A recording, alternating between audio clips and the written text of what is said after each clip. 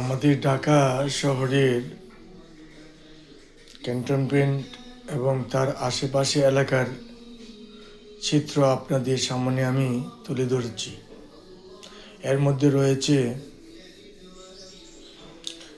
ঢাকার ক্যান্টনমেন্টের আশেপাশে এবং অধিকাংশ এলাকাতেই গ্যাসের চুলা আছে, কিন্তু গ্যাস নেই। প্রতি মাসে গ্যাসের বিল দিচ্ছি, কিন্তু গ্যাস নেই। এতে করে মানুষের পকেট কেটে পেট্রোবাংলা প্রচুর টাকা পয়সা নিয়ে যাচ্ছে, হাজার হাজার কোটি টাকা নিয়ে যাচ্ছে, কিন্তু এর কোনো প্রতিকার নেই। এবং আমি বর্তমান সরকারকে একটি কথাই বলবো যে অন্তত 3 ঘন্টার জন্য হলেও দিনে গ্যাস দেওয়া হোক।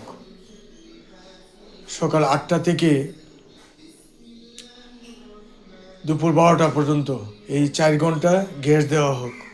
গ্যাস দিলে মানুষ অন্তত রান্না বান্নাটা করতে পারবে, যাই কিছু না হোক। এবং এটা কবে নাগাদ চালু করা হবে সেটাও বলতে হবে সরকারকে।